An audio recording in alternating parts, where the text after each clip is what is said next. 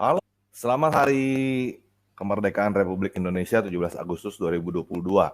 Tepatan hari ini, tanggal 17 Agustus 2022, jam 19.30, karena saya melihat komentar dari postingan saya ya, ada lagi Abdul yang menuduh bahwa Kristen agama penjajah karena Portugis dan Belanda pernah menjajah Indonesia. Jadi pada video ini saya ingin buka diskusi sebagai respon atas tuduhan itu. Tuduhan para Dudul Abdul Amburadul yang berkata bahwa Kristen agama penjajah karena Portugis dan Belanda pernah menjajah Indonesia. Nah, ini salah satu buktinya ya dari El Barik nih.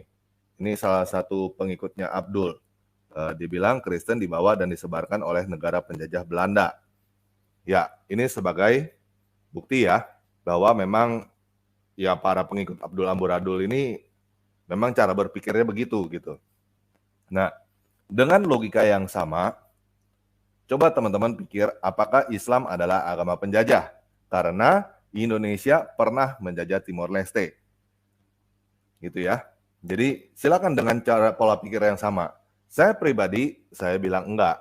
Cuman karena respon terhadap logikanya para Abdul Amburadul, dengan logika yang sama coba kita terapkan di sini.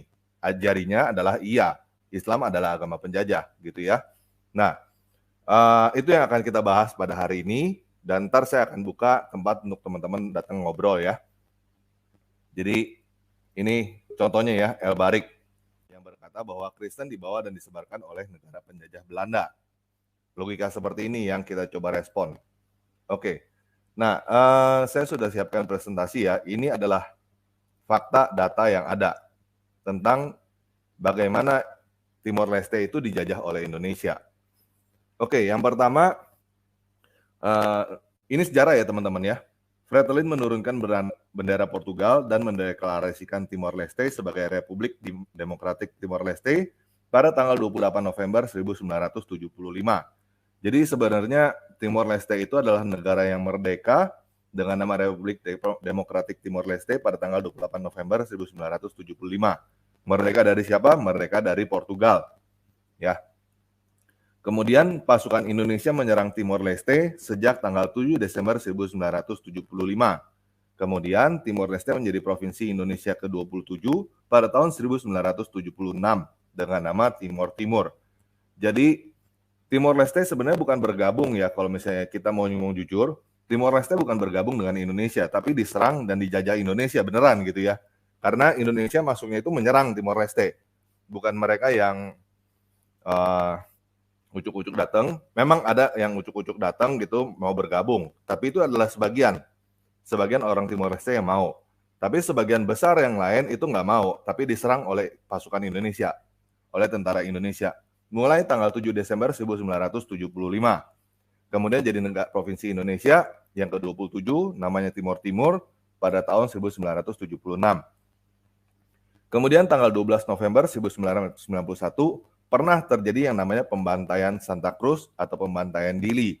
Sekitar 250 orang Timor Timur yang digenosida oleh tentara Indonesia. Ini pernah terjadi, mungkin sebagian besar kita nggak tahu, mungkin malah. Kemudian pada tahun 1999, tepatnya pada tanggal 30 Agustus ya, Presiden B.J. Habibie itu memberikan semacam referendum ya, diizinkan oleh B.J. Habibie, jadi ingin memberikan pendapat dari masyarakat, mereka mau merdeka atau mau terus dijajah oleh Indonesia dalam tanda kutip ya. Nah, ini disponsori oleh PBB. Dan hasilnya adalah rakyat Timor Timur mau merdeka. Setelah referendum itu, ada milisi anti kemerdekaan yang diorganisir dan didukung oleh militer Indonesia untuk melakukan kampanye namanya Bumi Hangus. Pada saat itu, ini setelah referendum, rakyat Timor Leste mau merdeka, terus terjadi insiden ini Bumi Hangus, ada 1.400 rakyat yang dibunuh, terus 300.000 rakyat dipaksa pindah ke Timor Barat. Ini setelah tahun 1999. Nah, kampanye Bumi Hangus terhadap Timor Timur ini berhenti karena Angkatan Udara Internasional ya, internasional punya Angkatan Udara, untuk Timor Leste yang namanya Interfed datang ke Timor Timur pada tanggal 30 September 1999. Setelah itu Timor Leste merdeka dari Indonesia pada tanggal 20 Mei 2002. Jadi baru 20 tahun lah ya Timor Leste merdeka dari Indonesia. Bagi rakyat Timor Leste, Indonesia menjajah Timor Leste pada sejak tahun 1975 sampai 2002. Timor Leste itu dijajah oleh Indonesia. Ini menurut mereka, sudut pandang mereka. Setelah itu, sekitar dari peristiwa dari 1975 itu sampai 2002 itu, sekitar 100.000 sampai 250.000 rakyat Timor Leste yang tewas selama penjajahan Indonesia oleh tentara Indonesia lah ya, bisa dibilang begitu.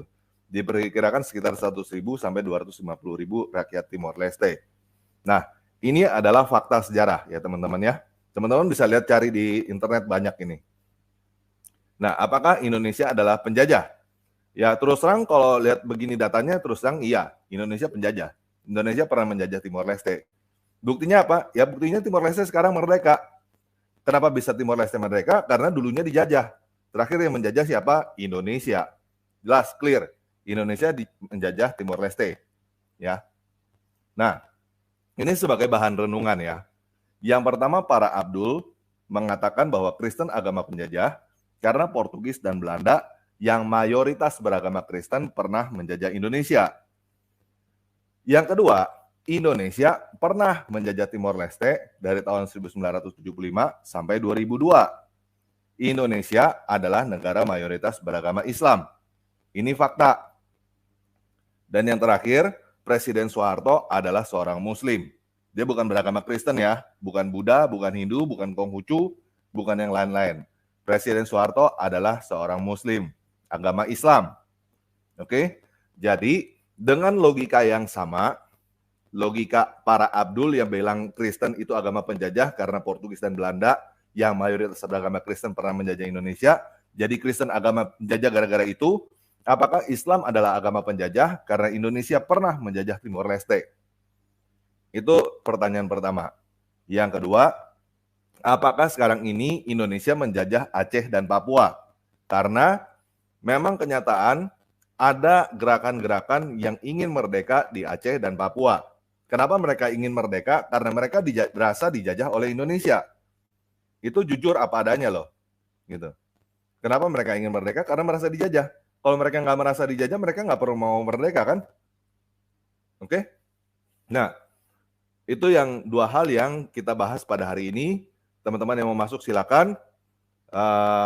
Kita akan bahas dua ini ya, topik ini ya.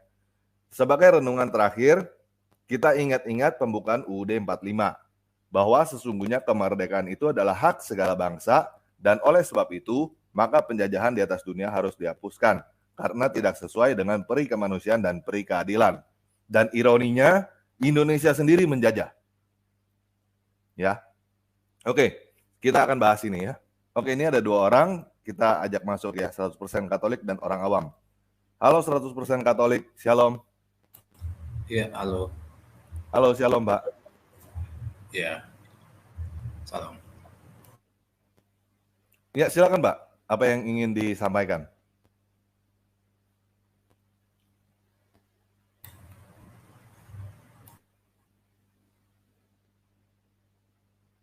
Ya, terputus ya.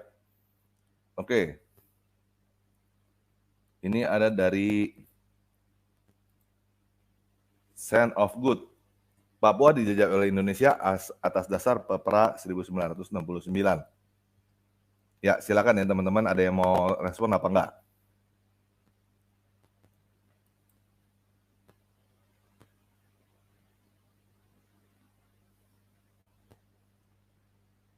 Ya, saya juga bikin kuis ya di kolom live chat. Silakan teman-teman jawab di situ juga.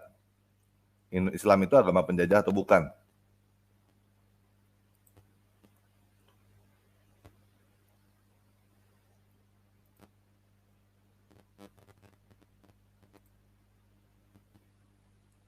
You can use monday.com to boost your company's efficiency.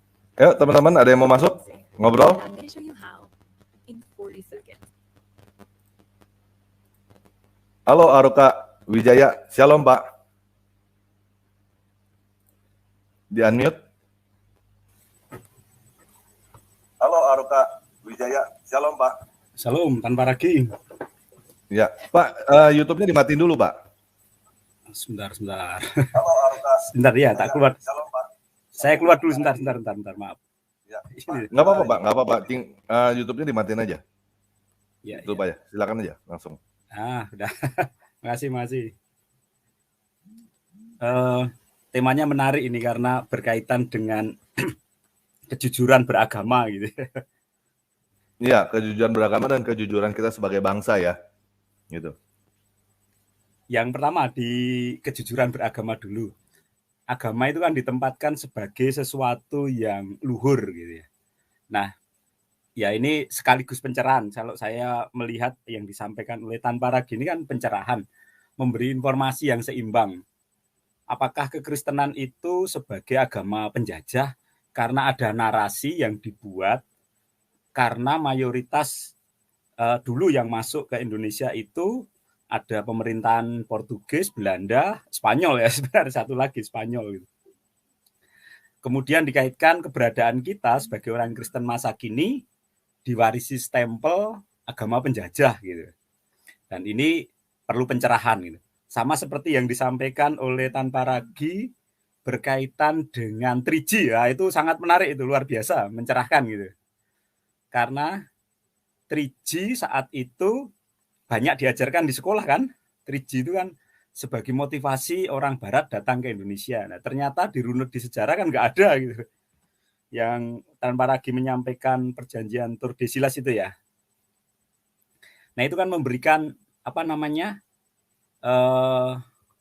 memberikan informasi yang seimbang sehingga ya ke depan nanti tidak ada lagi pelajaran sejarah di Indonesia yang menyebutkan masuknya Barat itu karena 3G gitu ya. Halo Tanpa Ragi. Ya, silakan Pak, lanjut Pak. Terima kasih. Kemudian yang kedua ini, kita perlu narasi yang seimbang. Tanpa Ragi pernah menyampaikan tentang poin-poin ini, tapi karena ini dikaitkan dengan Timor Leste dan berkaitan dengan keberadaan kita sebagai bangsa, ini menjadi renungan yang lebih empiris gitu. Karena kita punya data gitu loh. Apakah kita itu juga punya perasaan empati seperti ketika kita mengkaitkan diri kita dengan Barat gitu ya, dengan Belanda terutama. Poin yang ingin saya sampaikan adalah satu, kita jujur dan itu sudah diselesaikan oleh Presiden Habibie gitu ya pada masa lalu dengan membuka opsi yang namanya jajak pendapat. Kemudian ada penyelesaian dalam negeri. Dulu kan sempat diadili orang-orang yang dianggap bertanggung jawab untuk pelanggaran HAM di Timor Leste. Dan akhirnya itu kan sudah diselesaikan gitu. Masalah yang dianggap sebagai pelanggaran HAM itu sudah diselesaikan. Nah, sekarang yang jadi poin narasi kita untuk keseimbangan ini adalah apakah logika para, ya kita menyebutnya, saya pakai istilahnya Tanpa Ragi ya, para Abdul yang disuarakan bahwa Kristen itu agama penjajah karena mayoritas Portugis, Belanda, Spanyol itu ya Kristen dan Katolik gitu ya. Nah, itu kan logika yang sekarang menurut saya sudah terpecahkan, karena Tanpa Ragi sudah menyuarakan di umum, di publik, bahwa logika itu tidak bisa gitu. Tidak bisa disampaikan untuk memberi stempel menjadi beban sejarah bagi orang-orang Kristen masa kini. Dan itu benar-benar istilahnya menjadi catatan penting untuk merubah narasi ke depan. Kalau nanti ada yang masih menarasikan itu di sekolah, bahwa kekristenan adalah agama penjajah, paling tidak ini kan upaya ya, paling tidak ini upaya untuk mereduksi bahwa narasi itu narasi yang tidak sesuai dengan logika akal sehat gitu. Nah, kemudian kalau itu masih dinarasikan oleh tokoh-tokoh misalnya keagamaan, itu akan dinilai sebagai kegagalan pemimpin tokoh agama untuk melihat bahwa agamanya itu luhur gitu. Agamanya luhur.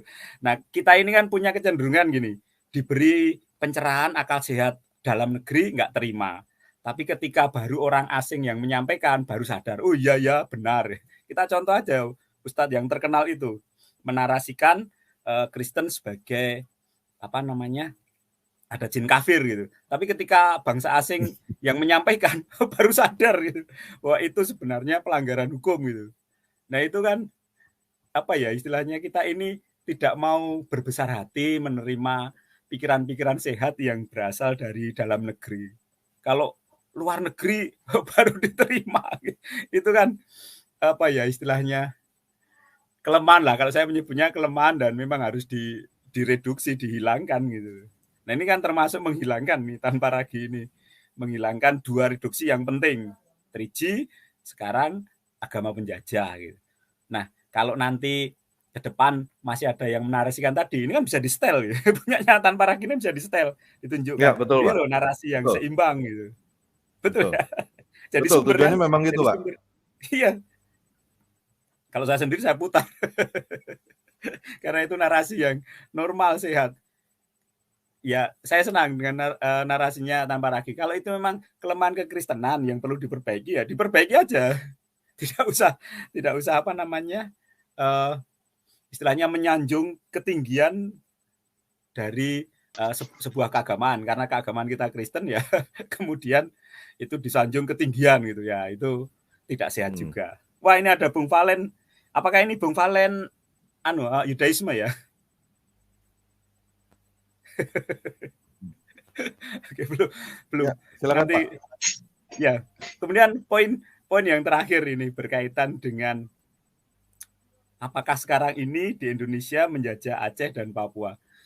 Yang namanya kebangsaan itu pasti ada rasa-rasa tidak puas gitu, rasa-rasa tidak puas dari sebuah kebangsaan, dan itu normal kalau menurut saya. Nah, bagaimana menyelesaikannya itu kecerdasan, kemudian kearifan itu memerlukan. Tidak ada bangsa yang tidak ada separatisme, tidak ada. Negara manapun pasti ada separatismenya. Jadi kalau itu nanti dikaitkan dengan keagamaan, maka separatisme itu akan menjadi bulat. Nah, kalau sudah bulat, segregasi, terpisah, ya sudah, sebuah bangsa akan terdiri muncul baru gitu. Memang di Alkitab kan sudah disebutkan kalau pemerintahan itu lemah, ya bangsa akan bangkit melawan bangsa gitu. Itu tanpa ragi, ini sudah ada yang mengantri nanti kalau diberi kesempatan ya, lagi. Pak. Ya, sekarang kita ke Pak Valen dulu. Halo, Shalom. Halo, Shalom tanpa ragi. Shalom, Pak. Silakan, Pak, kasih responnya, Pak. Iya, sebetulnya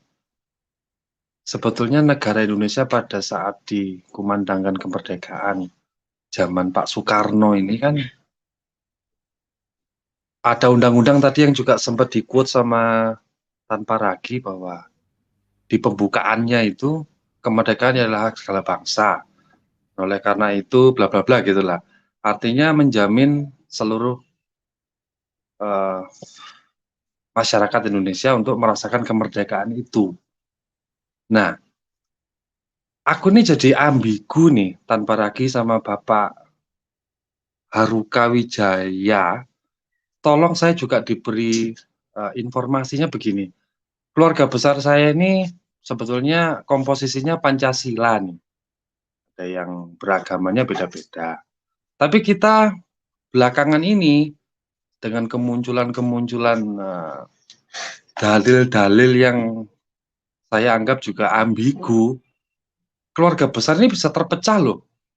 Benar, yang dulunya zaman opa-oma saya ketika hari kita datang, Ramadan itu kita datang sama-sama, entah Kristen, entah Hindu, entah Buddha kita datang, kita ucapkan lah. Tapi setelah Natal, juga datang rame, enak, kumpul.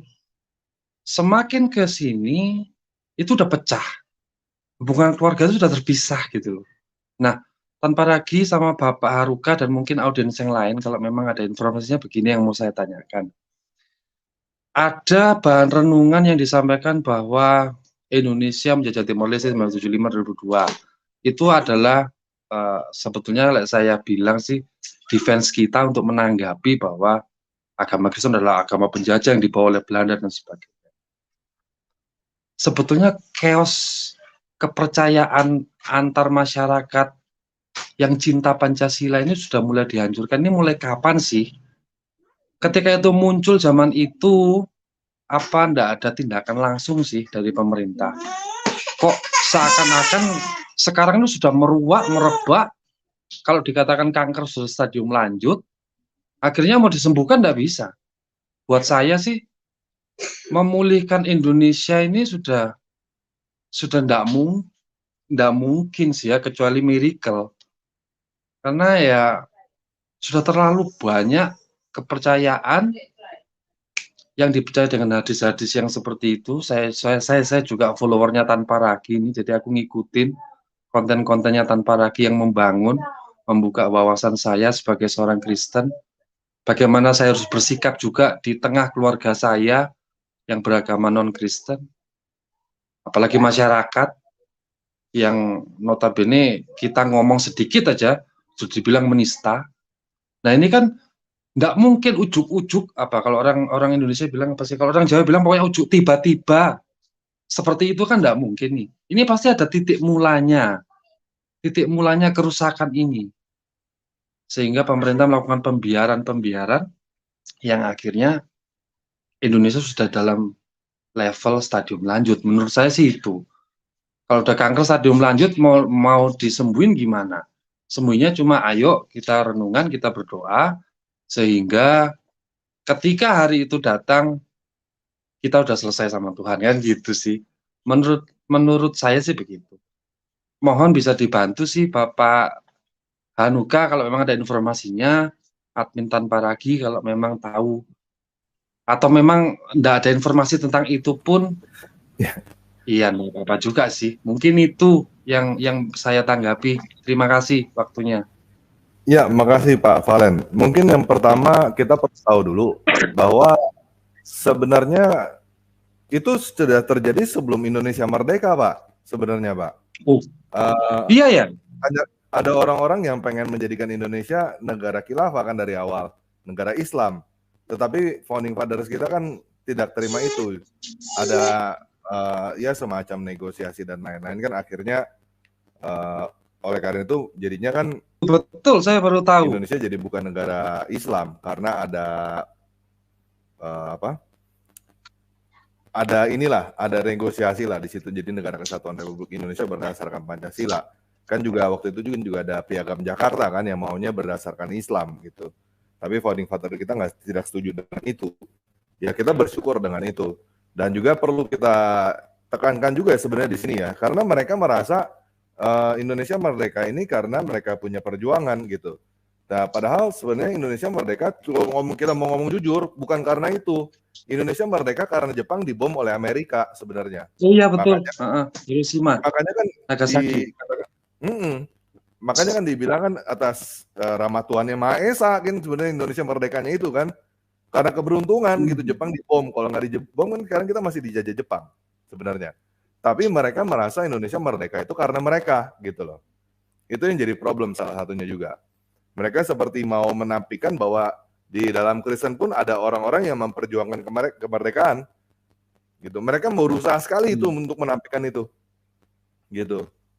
Emang istilahnya gimana ya, memang ada semacam upaya lah untuk mengklaim ini, mengklaim itu memang sudah biasa sekali Pak. Memang tabiatnya begitu dari awal. Suka mengklaim gitu. Hobi. Nah, cuman bagaimana Artinya di awal sebelum hari proklamasi itu, yang informasi yang saya tangkap, sebelum hari proklamasi itu Indonesia memang sudah mau dijadikan negara khilafah begitu ya? Iya, kurang lebih gitulah, negara Islam gitu Pak. Siap. Berarti Islam duluan yang emang masuk di Indonesia ya Pak Tanpa Ragi ya? Aku ini sejarah dapat D soalnya, betul. Ya kalau misalnya ngomong duluan ya Hindu sama Buddha dulu Pak. Oh Buddha ya? Iya, Hindu sama Buddha dulu dong sebelum Islam jauh, Pak. Dinamisme itu. Iya. Ya mungkin buat ininya buat kita sendiri lah. Yang penting kan buat kita kan gimana kan. Intinya kan di situ. Apa yang harus kita Siap. lakukan kan gitu. Nah, Siap. ya memang tabiat mereka begitu, kita nggak bisa apa-apain gitu. Kita cuma bisa ngomongin, kita sindir, kita berupaya untuk mencerahkan lah ya. Tetapi kita sendiri harus gimana. Nah, saya rasa ini yang bisa jadi ayat ini bisa dijadikan pegangan ya. Matius 10 ayat 34. Janganlah kamu mengira bahwa aku datang untuk mendatangkan di atas bumi. Aku tidak datang untuk menebarkan kedamaian tetapi pedang gitu. Karena aku datang untuk memisahkan orang dari ayahnya, anak perempuan dari ibunya, serta menantu perempuan dari ibu mertuanya. Dan musuh seorang adalah seisi keluarga rumahnya. Jadi ini udah dikatakan oleh Yesus 2000 tahun yang lalu. Jadi kita jangan terlalu naif ya. Naif gitu. Bahwa kita jadi orang Kristen, terus begitu kita akan damai dengan semua orang. Nah, kita sendiri memang mau damai, Pak. Kita sendiri maunya damai gitu. Tetapi kenyataannya orang luar tidak melihat kita begitu. Mereka merasa kita adalah ancaman, gitu. Iya, betul. Ini itu bahkan di dalam keluarga loh, Pak Tanpa Ragi, bener ini. Iya. Jadi sekali lagi kita jangan terlalu naif untuk berpikir bahwa gua kan bawa damai gitu. Jadi nggak apa-apa dong gitu. Ya memang kitanya nggak apa-apa sih. Cuman orang lain merasa terancam gitu. Ya kita ngomong ini aja ya, kita ngomong pada dasarnya orang tuh ambil keputusan tuh berdasarkan suka atau tidak suka, oke? Pada dasarnya itu like or dislike, oke? Nah, pada saat Kristen datang, misalnya deh, yang sebelumnya itu poligami ya, misalnya poligami. Terus begitu, saya nggak ngomong agama yang lain ya, kita ngomong budaya lokalnya misalnya poligami. Nah, Kristen datang bilang, kita nggak boleh poligami nih, gitu. Lu nggak boleh poligami. Kira-kira orang suka apa enggak? Udah pasti nggak suka, Pak.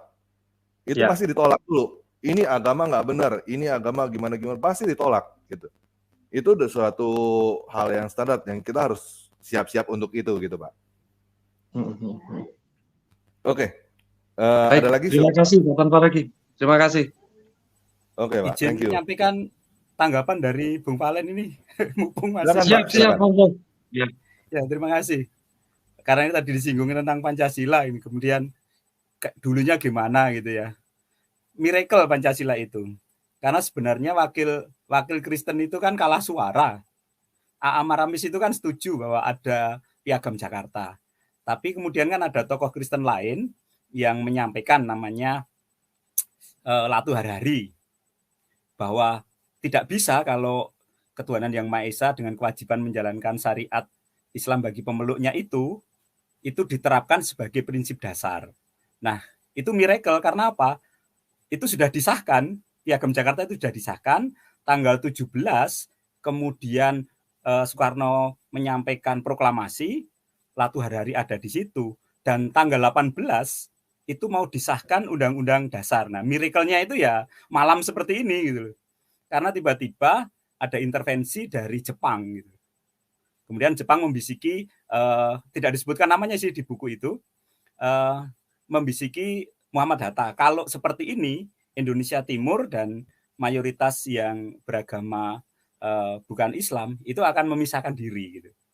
Dan itu langsung didengar gitu. Tapi itu yang menyampaikan perwira Jepang. Sayangnya di buku yang di mana saja, di buku sejarah Indonesia yang membahas proklamasi itu tidak disebutkan namanya siapa.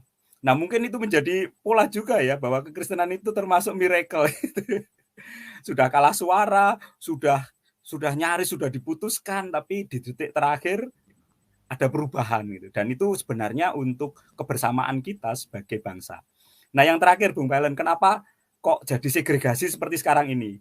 Jujur kalau menurut saya ya, yang saya amati, karena reformasi.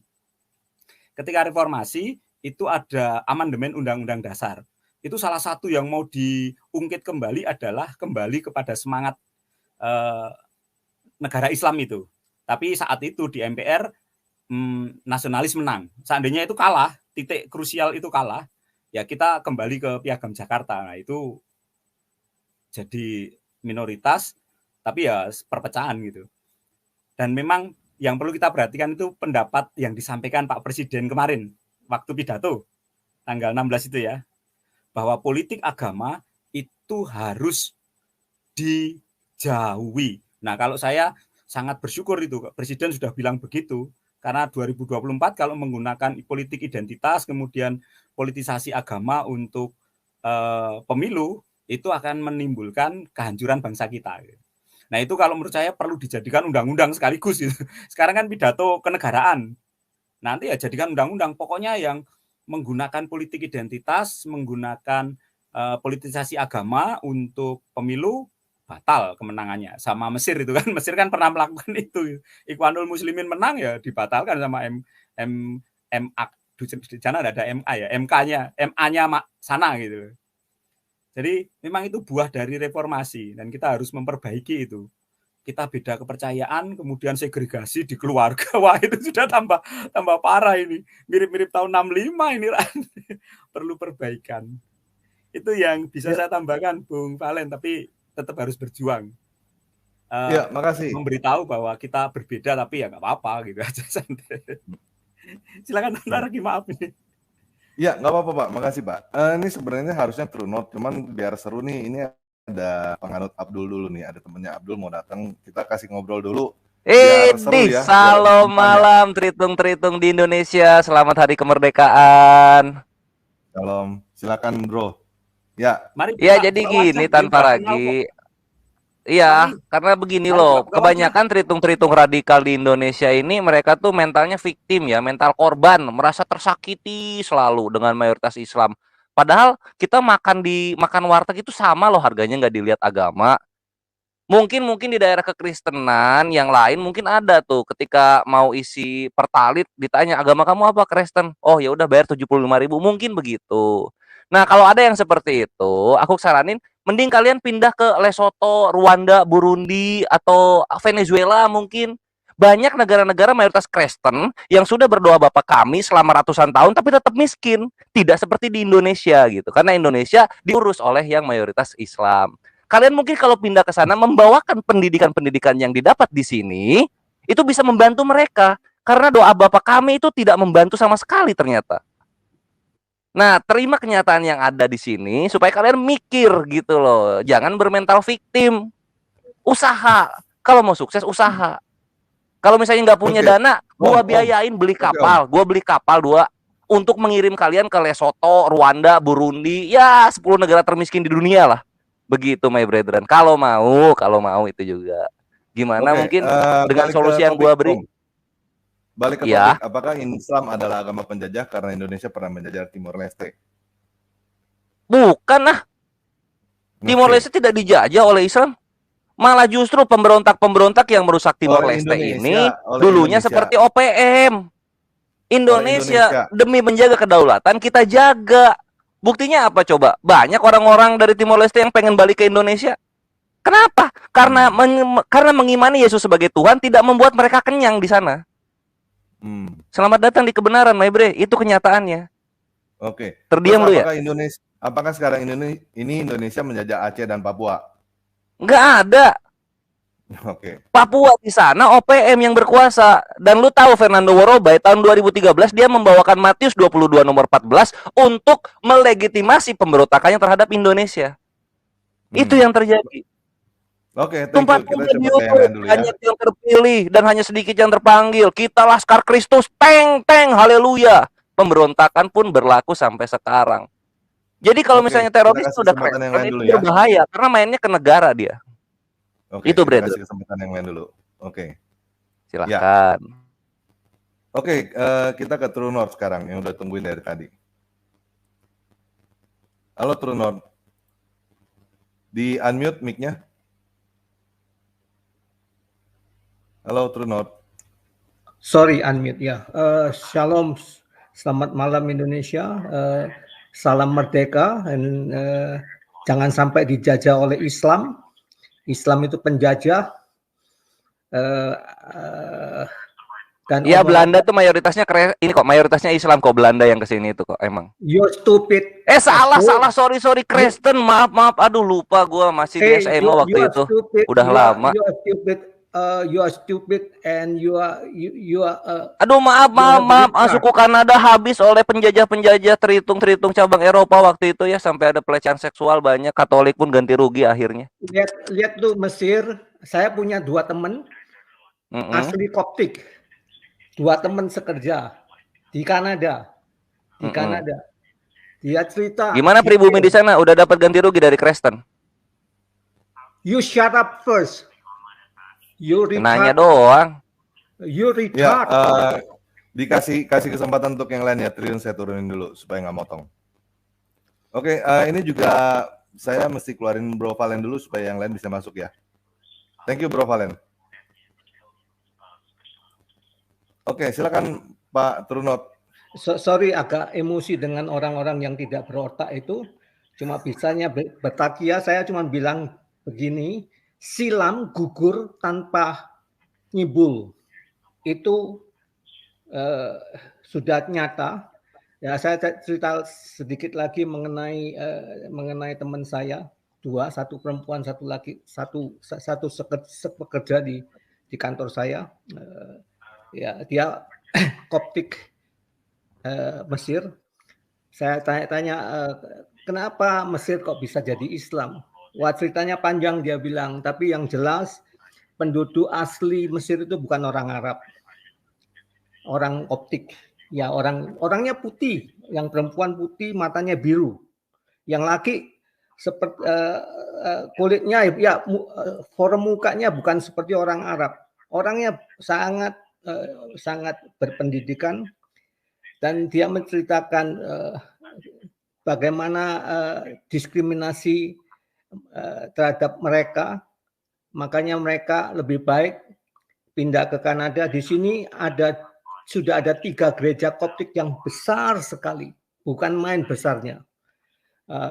Karena apa? Mereka secara garis besarnya saya bilang mereka mengatakan yaitu mereka bukan saja menjajah, tapi namanya sekarang ini cancel culture.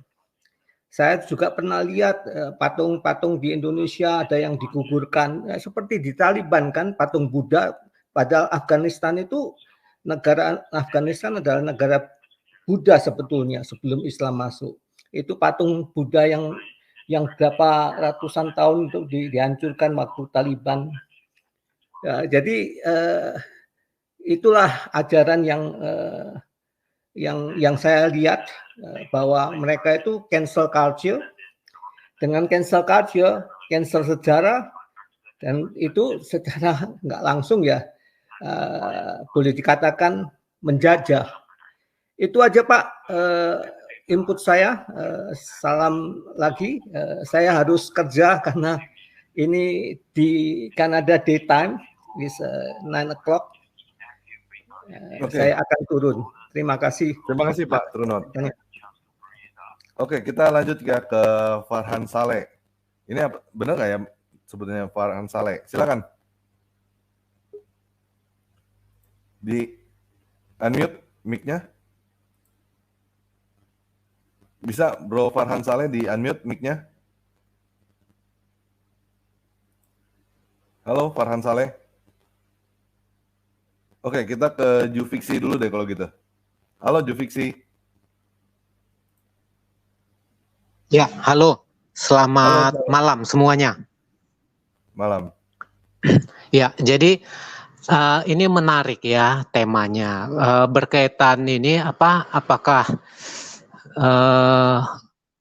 Kristen memang adalah penjajah membawa misi Kristen, itu sama sekali bohong. Simpel aja logikanya.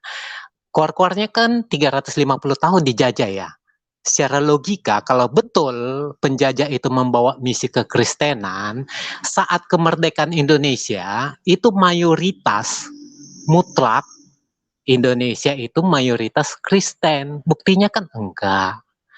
Tapi kalau kita kaitkan dengan sejarah Demak, Raden Fatah, itu kan sebenarnya itu dari Majapahit, era Majapahit, itu mayoritas Nusantara itu kalau tidak Buddha, ya Hindu. Pertebaran itu candi-candinya. Ketika Demak, tiba-tiba semua penduduknya jadi Islam, Muslim. Jadi jangan bawa-bawa narasi bahwa Kristen itu agama penjajah. Bahwa penjajah itu beragama Kristen, iya.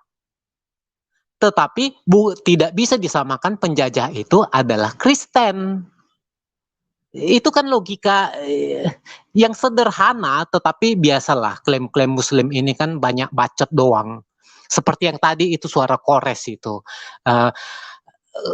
Beritahu sama kaummu yang Muslim itu, mengungsi kok ke negara kafir, perginya ke Eropa, perginya. Ada nggak mereka perginya itu ke Arab Saudi atau ke Yaman? Kan enggak. Itu bukti bahwa Muslim sendiri mencari perlindungan ke negara kafir.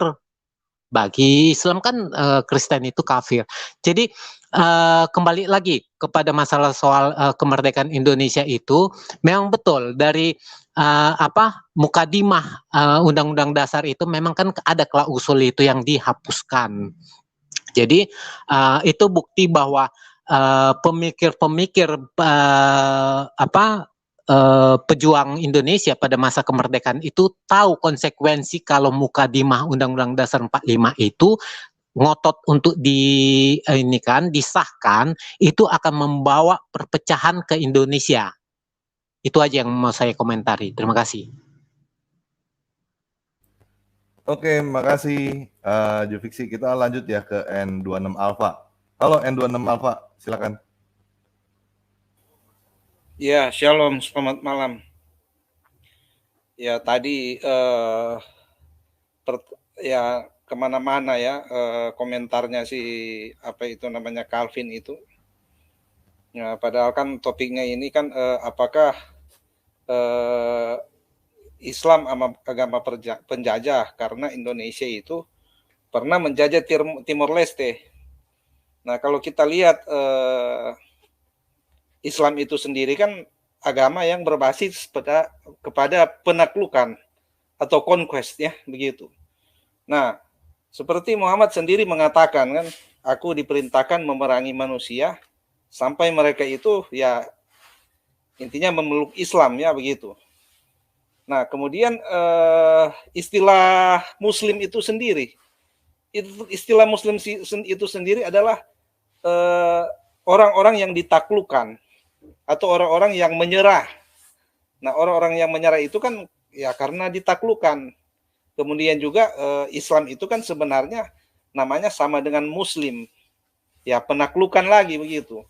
Nah, jadi kalau mau dibilang Islam sebagai agama penjajah, kalau kita melihat dari inti ajarannya, dari sejarah ya, dari sejarah di mana-mana itu mereka memang basisnya penaklukan. Kemudian ada yang namanya khilafah. Khilafah itu kan adalah kolonialisme, karena dia membawahi raja-raja atau sultan-sultan dari berbagai negara ya, atau dari berbagai kerajaan.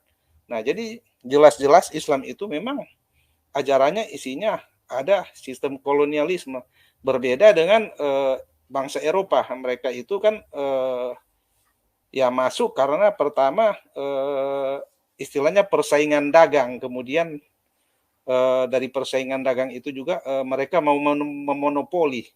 Nah, kemudian juga pada saat Belanda di sini ada di Indonesia atau bangsa Eropa, ya mereka selama ada di Indonesia kan kalau kita lihat seperti komentar teman yang tadi ya, bahwa kalau mereka itu memang mau menyebar agama, mereka itu kan penguasa. Ini agama penguasa. Bisa saja mereka mengkristenkan semua orang. Tetapi kenyataannya orang Eropa itu sendiri, contohnya di India, pengalaman Mahatma Gandhi. Dia masuk gereja itu ditolak, justru dikeluarkan. Oh, ini untuk orang Eropa saja, bukan untuk orang pribumi. Nah, begitu. Nah, kalau berbicara juga mengenai apakah orang-orang Kristen ini dulu adalah temannya penjajah atau tunduk kepada penjajah? Oh, tidak begitu. Kita lihat aja ke contohnya Pak Soeharto itu, Presiden Indonesia yang kedua. Dia itu bekas dari tentara Kenil, Jadi dia itu juga tentara Knil, itu yang pada masa Belanda, mereka itulah tentara Belanda. Nah, kemudian banyak juga dari pahlawan-pahlawan Indonesia itu pada mulanya memang dari tentara Belanda, kemudian mereka itu ketika kemerdekaan mereka itu membelot. Itu umumnya begitu. Nah, jadi kalau dikatakan juga ya penguasa itu yang mana orang pribumi juga kan menjadi tentara Belanda, dan bukan hanya Kristen, Islam. Pak Harto itu agamanya Islam, tapi dia juga tentara Knil. Kemudian dia berubah menjadi tentara peta dan dia menjadi TNI kemudian hari setelah Indonesia merdeka. Nah, jadi itu aja dulu. Terima kasih. Ya, makasih N26 Alpha. Kita lanjut ya ke boleh, maaf, saya mau berkaitan masalah soal Indonesia menjajah tim-tim, itu saya akui. Tetapi kalau narasinya dikatakan Islam menjajah tim-tim, itu salah. Kita harus objektif. Karena Indonesia bukan negara Islam. Bahwa Indonesia mayoritas Islam, iya. Ya, masalahnya mereka kan sering menghubungkan bahwa seolah Kristen itu menjajah Indonesia. Tidak begitu kan. Itu kan bangsa Eropa itu bukan berarti kekristenan ini agama penjajah, nggak bisa. Iya, tepat. Jadi begitu juga di Timur. Nah, di Timur tidak bisa juga kita katakan bahwa Islam itu agama penjajah. Atau kalau mereka mengatakan begitu terhadap kekristenan, ya berarti hal yang sama berlaku juga untuk mereka. Gitu kan. Terima kasih. Ya. Oke, terima kasih Bro. Kita lanjut ya ke Cuma Mahasiswa. Silakan Cuma Mahasiswa. Ya, halo. Halo. Halo, selamat malam, salam. Jadi di sini mungkin saya sudah dengar beberapa pendapat di sini mengenai apakah Islam adalah agama penjajah. Nah, sebetulnya saya cuma mau bilang ini saya tidak mendukung yang mana ya.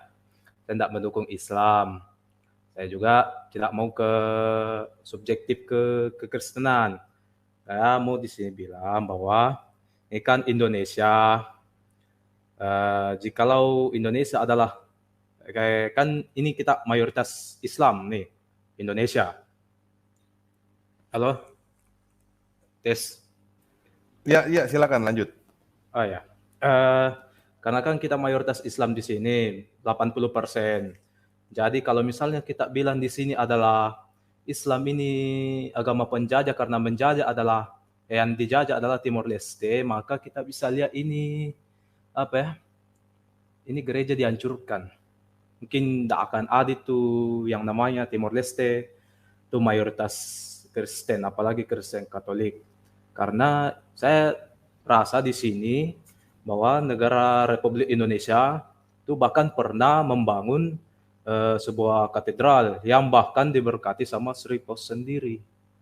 Gitu. Gereja dihancurkan memang ada, Bro. Silakan lihat di beritanya di internet tuh banyak gereja-gereja yang dihancurkan, dibom. Emang.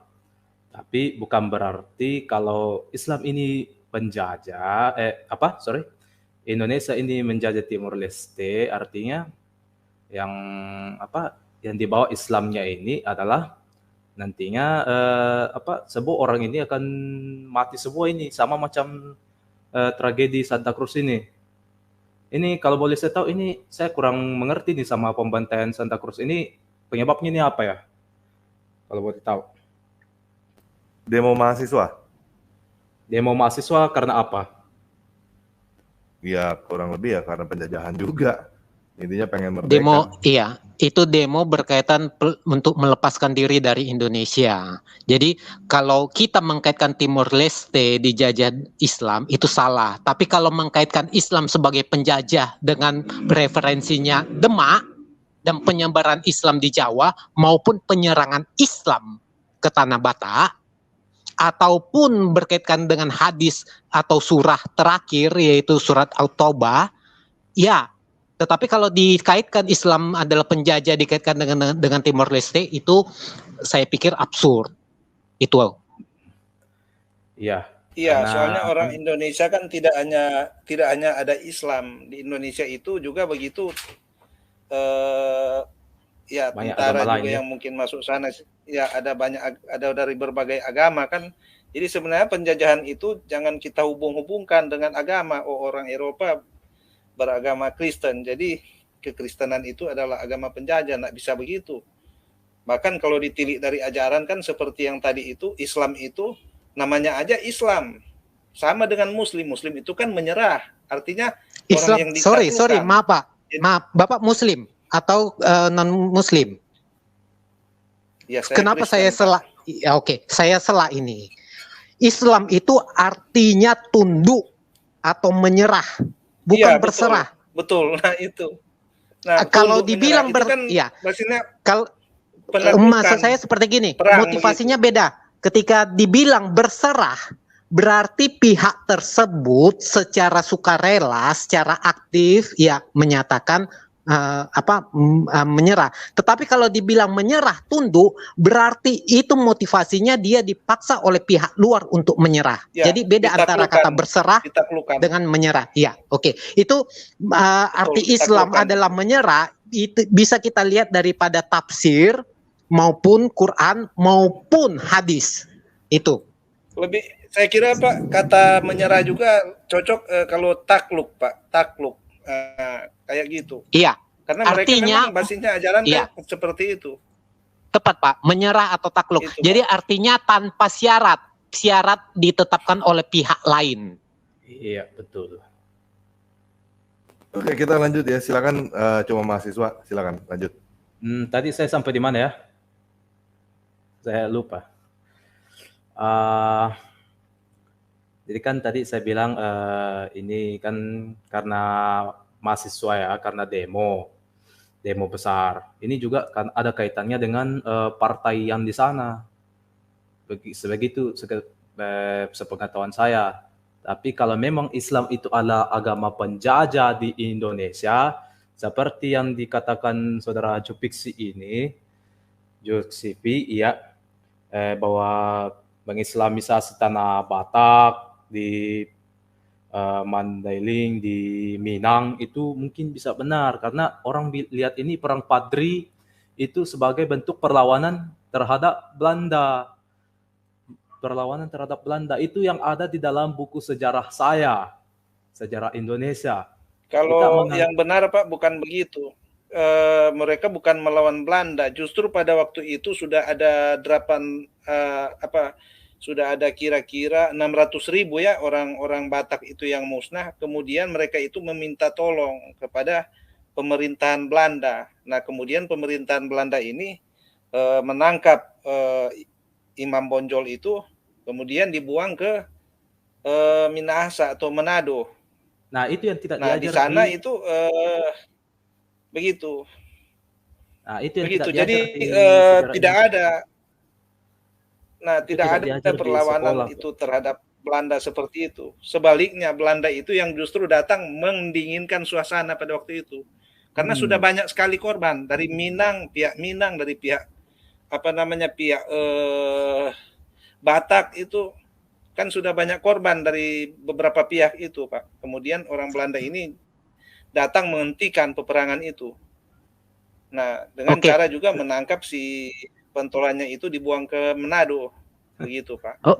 Oke, saya ini kan berkaitan ini perang Padri itu awalnya Imam Bonjol itu ingin mengubah adat istiadat di Minang untuk kepada lebih Islami yang mendapat pertentangan daripada kelompok mereka. Itu sebenarnya adalah perang saudara. Kemudian dari pihak Minang yang konservatif mengundang Belanda, masuklah Belanda. Tetapi sebelum masuk Belanda, Padri ini juga menyerang untuk mengislamkan orang Batak. Makanya daerah Tapanuli bagian selatan itu mayoritas orang Minang Islam. Itu juga kan kerajaan Buddha. Jadi orang-orang Minang itu kerajaan Buddha pada waktu itu. Iya, jadi Minang itu Padri itu sebenarnya perang saudara antara untuk mengwarnakan Islam itu lebih ini di dalam kebudayaan mereka bertentangan dengan adat istiadat kaum konservatif, itulah masuk Belanda. Tetapi sebelum masuk Belanda, mereka juga menyerang Tanah Batak untuk mengislamkan Tanah Batak. Tanah Batak itu adalah agama suku. Jadi itu kronologisnya berkaitan Padri. Silakan Pak. Ya, dan itu parahnya Nah, itu yang tidak jadi diajar di sekolah yang sekolah jadi nih. pertanyaan sekarang kan ini kepahlawanannya Imam Bonjol apa? Apa kepahlawanannya dia? Apakah Bagi cuma orang karena dia Batak, ditangkap Imam oleh Bonjol Belanda? adalah Nah, itu. penjahat. Bagi orang Batak, Imam Nah, Bonjol itu. adalah penjahat. Saya orang Indonesia, dia bukan pahlawan. Saya orang Batak, Imam Bonjol, Betul itu. Imam Bonjol adalah penjahat. Clear itu bagi saya. Iya. Sebenarnya pahlawan ini dan penjahat ini sifatnya subjektif ya. Kita bisa anggap ini pahlawan dari sisi siapa, bisa anggap penjahat ini dari sisi siapa. Kan begitu. Lagi pula ada juga beberapa ini ya, yang kekristenan ini untuk mengkristenisasi. Misalnya di Tanah Toraja nih, ini Belanda. Iya. Tanah Toraja juga begitu. Jadi saya ulangi lagi. Bagi saya Imam Bonjol itu pemerkosa, pembunuh, perampok, pembunuh yang hanguskan Tanah Batak, bukan pahlawan. Itu yang mau saya ulangi. Makasih. Ya.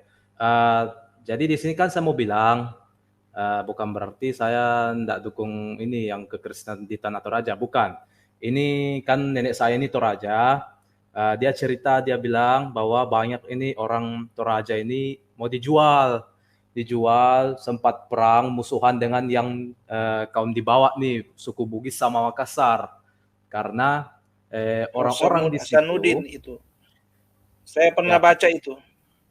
Karena orang-orang Ya, itu sejarah. mau mengislamkan ke Toraja, tapi kan ini Toraja ini jauh nih di atas gunung nih. Di atas bukit. Nah, karena saya pernah baca, karena ini untuk meredam ini apa yang dipergerakan di Sulawesi Selatan ini, Bugis Makassar dan sekitarnya, Belanda pun bisa ke ini mengontrol Toraja dengan apa? Mengkristenisasikan suku Toraja ini. Karena bisa kita lihat ini, mana ada Toraja yang Islam sekarang? Itu sedikit. Karena ajaran adat di Toraja ini sangat mendukung dengan kekristenan dan sangat bertentangan dengan Islam yang ada di sekitar mereka. Seperti itu. Itulah kenapa banyak agama di Indonesia, wilayah di Indonesia yang agama Kristen itu mudah disebar, ada yang susah sebar.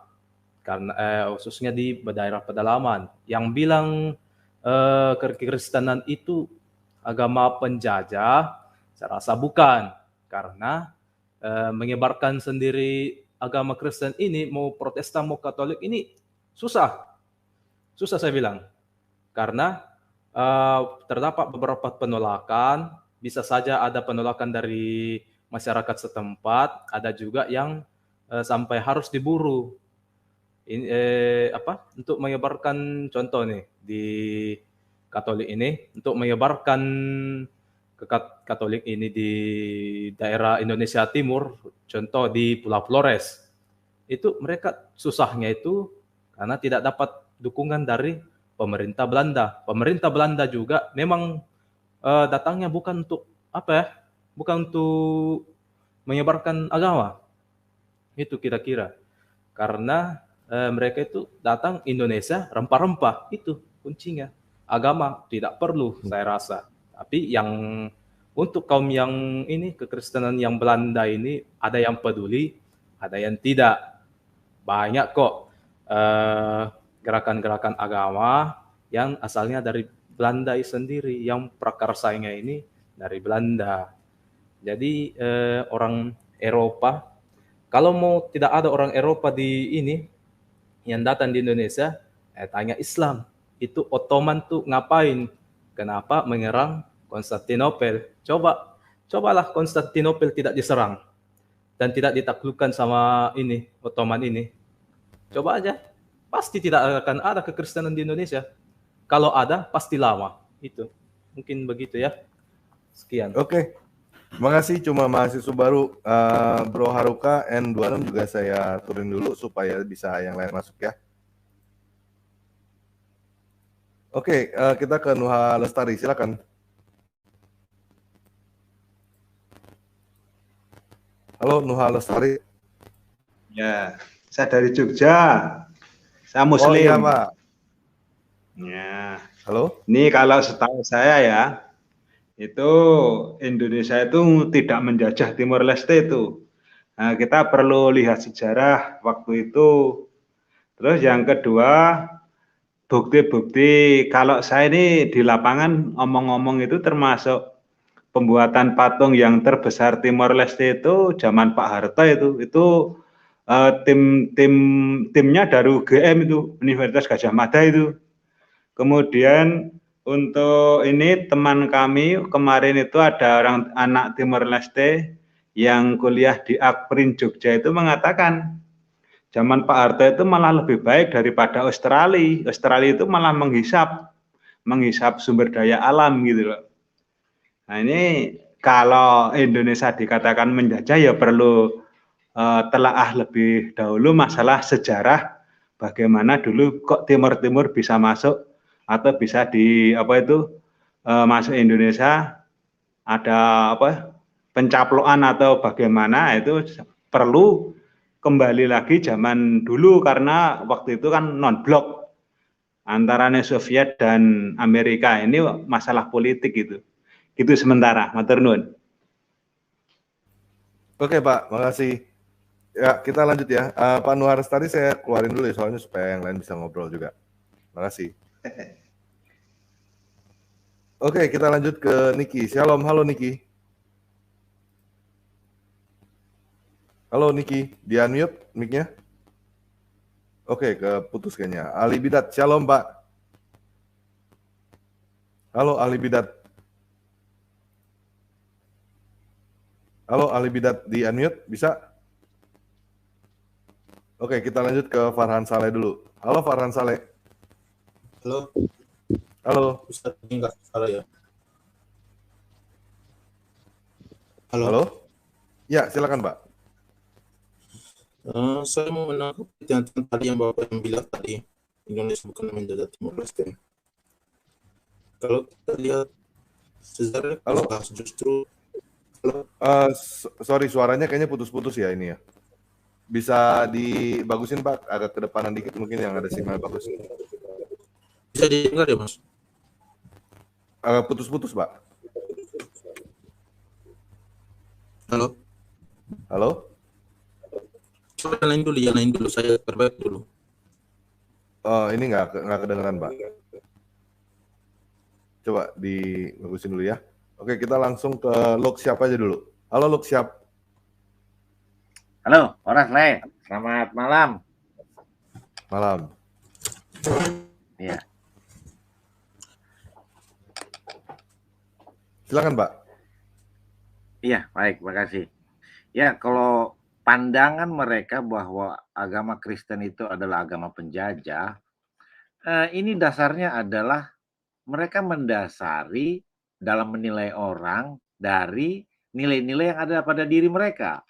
Agama mereka memerintahkan penaklukan. Iya kan? Agama Kristen mana ada memerintahkan penaklukan. Tapi agama mereka ada.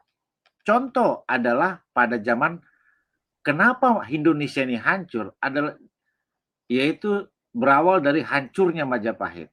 Siapa yang menghancurkan Majapahit? Kadrun. Namanya Raden Patah. Sebelumnya ada juga Kadrun yang mencoba memberontak terhadap Majapahit, yaitu Sunan Giri. Sunan Giri adalah anaknya Sunan Ampel. Dari ini kelompok Wali Songo dulu lah, terakhirnya zaman kerajaan Majapahit. Nah, Sunan Giri memberontak, ingin berkuasa karena agamanya memerintahkan.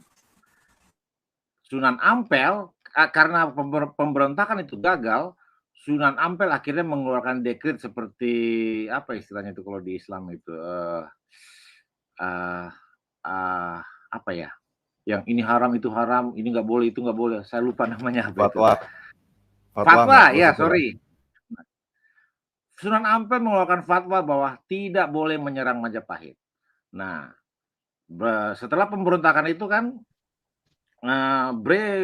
Brawijaya V atau Kertabumi akhirnya memaafkan Sunan Giri. Namun setelah Sunan Ampel mati, ini para sunan ini belagu semuanya, ingin para kadrun ini ingin merebut Majapahit gitu loh, memberontak terhadap Majapahit gitu loh. Hanya 2 sunan yang tidak setuju terhadap pemberontakan para sunan, pemberontakan Islam terhadap Majapahit, yaitu Syekh Siti Jenar dan Sunan Kalijogo gitu. Nah, setelah pemberontakan itu menanglah kan Raden Patah yang memberontak. Raden Patah ini adalah anak tirinya Brawijaya. Dia Islam, dia diberi daerah di Demak. Nah, Demak menguat, dia memberontak terhadap Majapahit gitu loh. Berhasil, tapi cuma 3 raja doang, habis itu buyar lagi gitu loh. Jadi tidak perspektif mereka adalah penaklukan. Nah, mereka berangkat menilai agama lain dari perspektif mereka sendiri gitu loh. Jadi menuduh Dan kalah, Pak. di Kristen. Masalahnya kalah, Pak. Masalahnya kalah. Iya. Kalau menang mereka ngomong begitu kan. Karena mereka kalah jadi kaing-kaing kan gitu. Kaing-kaing. Base perspektif mereka terapkan pada kita, pada agama orang lain. Sementara agama orang lain nggak pernah mengajarkan itu. Kebetulan aja banyak orang Kristen yang menjadi penjajah gitu kan ya. Loh, emangnya China nggak menjajah itu Tibet sampai sekarang gitu kan? Hancurnya Kristen itu gara-gara Islam gitu loh. Konstantinopel dihajar gitu kan. Terus Mesir juga, Alexandria dihajar juga sama mereka gitu. Mereka yang menakluk. Siapa yang berperang kepada Islam? Nggak ada yang berperang dengan Islam. Mereka yang memulai pertempuran gitu loh. Mereka yang memulai pertempuran gitu. Ingin menjajah, ingin berkuasa gitu loh. Tapi ya di sana-sana doang. Cuma kesininya berkembanglah berbagai macam paham. Ini nggak boleh, itu nggak boleh. Ada boleh bunuh Kristen, ada bilang nggak boleh gitu. Ya suka-suka mereka jadi ya. Tapi intinya di mana penguasa-penguasa atau orang-orang Islam ini berkuasa, biasanya daerah itu nggak pernah maju gitu loh. Nggak pernah maju, nggak ada. Kalau mereka mengklaim bahwa Ibnu Sina itu adalah ilmuwan Islam, wah, orang Ibnu Sina dihujat kok, dimusuhi kok pada zaman mereka. Orang Ibnu Sina itu bukan orang Arab, itu orang Persia. Orang-orang Iran, orang-orang Turki gitulah. Ya, begitu aja dari saya sih. Perspektif mereka ingin terapkan pada agama kita, gitu aja sih. Thank you, selamat malam. Thank you, siap malam. Ya, saya tambahin ya. Dan yang paling penting karena kalah gitu. Kalau nggak kalah pasti nggak begitu. Karena mereka punya persepsi begitu, terus begitu kalah lagi kan. Jadi ya istilahnya sorry itu saya maling teriak maling gitu. Mau nyolong nggak kedapetan, malah dia kena colong, terus dia teriak lagi, wah itu yang maling gitu. Kurang lebih gitulah ya.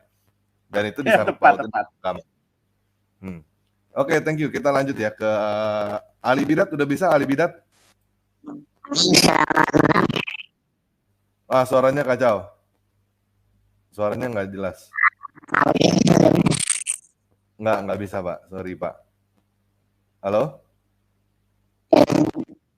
Nggak kedengeran suaranya Pak. Oke, kita lanjut ke Farhan Saleh deh. Ini nggak bisa Pak Ali Bidat suaranya. Di suaranya yang benar, yang biasa aja kali mungkin. Halo Farhan Saleh, udah bisa belum? Halo? Halo Farhan Saleh, silakan. Halo? Halo Farhan Saleh. Oke, kita lanjut yang lain dulu deh. Katem, silakan Katem. Ini kayaknya nama asli Nabi nih. Halo Katem. Bisa di-unmute suaranya?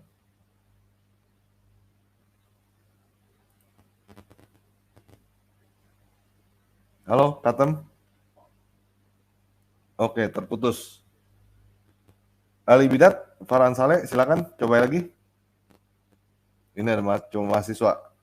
Ya, cuma mahasiswa silakan. Ada yang mau ditambahkan lagi?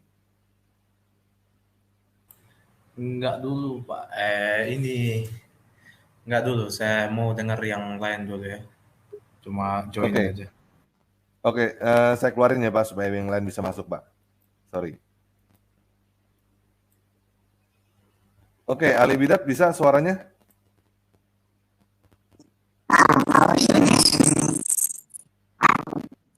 Wah, sorry Pak. Nggak bisa Pak suaranya Pak. Suara alien. Nggak bisa kedengeran sama sekali Pak. Saya keluarin ya Pak, sorry Pak. Halo, Farhan Saleh. Udah bisa suaranya? Silakan. Halo? Iya, sepertinya Farhan Saleh juga nggak bisa ya. Oke, saya tutup ya habis ini dengan Pak Haruka Wijaya terakhir. Silakan Pak. Silakan ditutup Pak. Ya, terima kasih. Saya dari segi tujuan sekarang. Tujuan mengungkap ini ya, maksudnya memberi narasi, itu bukan untuk mencari pembenaran. Jadi kalau kita lihat dari teman-teman kita yang sering berseberangan dengan kita itu kan 100 kali pelanggaran dilakukan, kemudian ada orang Kristen yang 1 kali kesalahan gitu, itu kemudian langsung dikenakan kepada agamanya gitu. Nah, itu sesuatu yang merusak sih untuk kebangsaan kita. Jadi saya bersyukur di malam hari ini tanpa ragu menyampaikan ini bukan tujuannya untuk pembenaran sebuah pemikiran, tetapi untuk kejujuran. Kemudian tadi sudah mendapat contoh dari Triunis Slayer ya, bahwa narasi-narasi yang dibangun itu adalah narasi-narasi yang seharusnya sekarang sudah dijadikan undang-undang sebagai perusak bangsa gitu. Karena satu, tidak menghargai keberagaman apalagi bangsa lain. Itu kan sudah termasuk rasisme kan, menyebutkan Rwanda, Lesotho, kemudian dengan tidak hormat. Itu kan narasi yang keras, yang salah gitu.